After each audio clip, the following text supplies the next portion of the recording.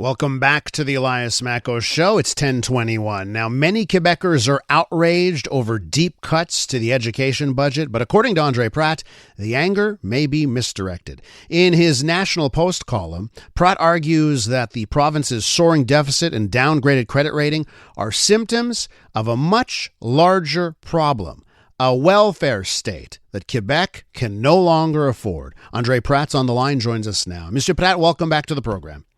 Good morning. So I want to start off with that last line, right? Because as I look at the headline, and I know columnists don't necessarily write the headline, but in the National Post, the headline is "A Welfare State That Quebecers Can't Afford." And then the subheadline, "Quebecers want to believe there is some easy fix to pay for the Quebec model, but there isn't." Let me start off with that headline and subheadline. How accurate are those to the message you wanted to convey? Well, I mean, I agree. I agree with the headline. I mean, this is exactly the message I'm trying to put forward.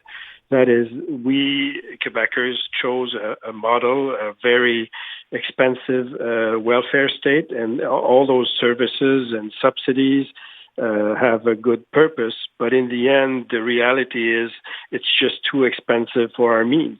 And this is why the province often finds itself with large deficits, and particularly large in the case of the last budget. And indications are that further cutbacks are coming if we want to go back to a balanced budget. And the cutbacks will hurt exactly as the ones in education are hurting right now. And it's just that we have to make choices as to what we can afford and what we can't. And it's those choices that Quebecers have refused to make over the last 20 years, I'd say. So do you think that the Quebec model needs to be blown up? Well, no, blown up would be too strong a word. I think we have to make choices. And the reality is that responding to different kinds of popular pressure, politicians have announced new program after new program after new program. And if you look at each one of those programs, I mean, they're justified and they serve a valid purpose. But in the end, the state, like a family, can only spend what it can afford, according to its revenues. Mm-hmm. And that's not what we're doing right now. We have a $14 billion deficit, and all indications are that things will worsen over the next few years because politicians and us are refusing to choose amongst all the services that we receive, the ones that should be prioritized. So speaking of those politicians, right, and as I see it, I think the promise 7-8 years ago that the CAQ won an election on was like, we're going to end the old way of doing things where we don't deal with our actual problems because we're always battling over separation and it's federalist versus sovereignist. So we're going to do things differently. And now 7 years later, it sort of seems like they have governed like PQ governments of the past, like liberal governments of the past. And then I look at, those two parties, right? We've got the PQ under Paul Saint-Pierre Plamondon. We've got a newly resurgent liberal party now with Pablo Rodriguez as leader. I know you were you were the former chair of the Quebec Liberal Party's policy committee. It just seems to me, CAQ, PQ, liberal, there's nobody that would be willing to make the kinds of changes, not blowing up the system, but any kind of serious changes. Am I off base here? Well, the reality is that, I don't want to be too partisan here, but the reality is that the last Liberal government left with a $7 billion surplus, and that we now find ourselves with a $14 billion deficit. So I think those choices were made by the former government led by Philippe Couillard, and those were courageous, difficult choices, but they were made. And the province was finding itself with a very good credit rating, paying, lower interest expenses because of the choices that were made. But those were very unpopular, and that's where the problem is. That is, if a government, whether any political party makes those difficult decisions, they will be defeated in the next election because Quebecers do not want to make those choices. They don't want to choose the services that are a priority against, services or subsidies that are not as priority. So we need good old-fashioned austerity, but Quebecers will vote whoever brings in austerity out. So where does that leave us, André? How do we fix this? Well, it's going to be difficult, but oftentimes, those choices are made in a crisis situation. That's what happened when the so-called austerity was put forward by the former Liberal government, and that's what is happening now. I mean, the government saw its credit rating reduced, and because of that, they're now trying to get back to a balanced budget.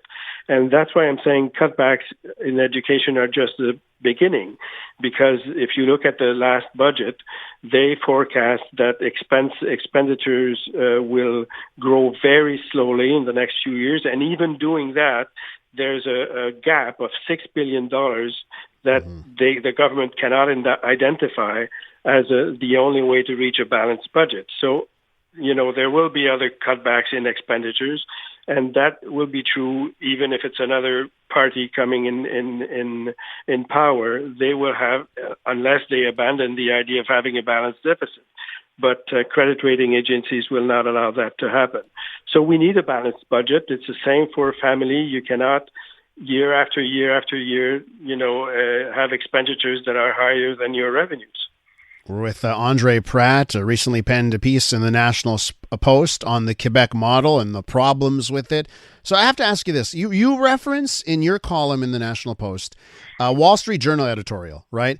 And in that editorial, they talk about the crisis of the welfare state, fiscally unaffordable, but politically unreformable.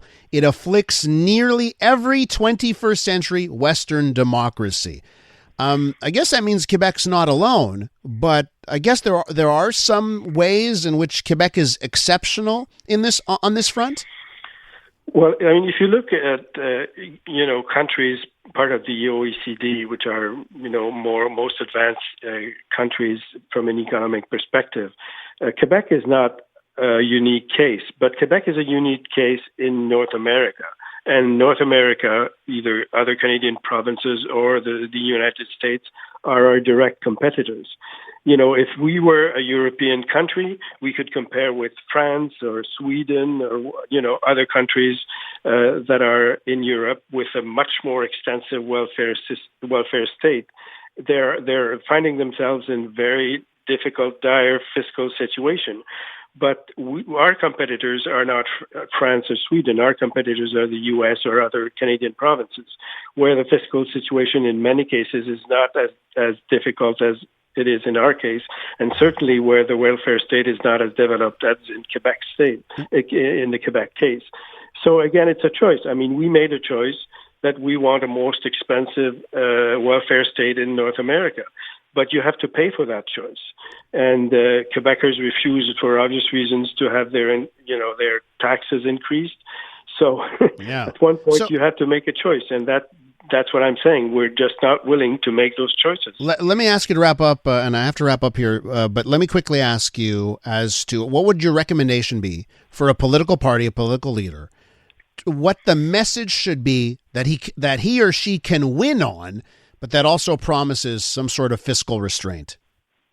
Well, I think any political party, that wants to form the next government in Quebec has to say that they will balance the budget because it's necessary, which simply don't have a choice, and try to explain to Quebecers where those choices will be made. And I mean, it's obvious that healthcare and education are priorities for the vast majority of Quebecers.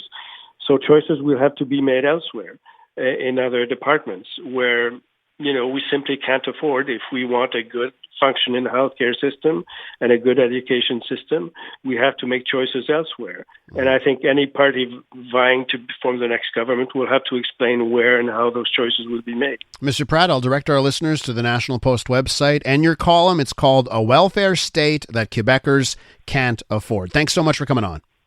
Thanks for having me. That's André Pratte right there.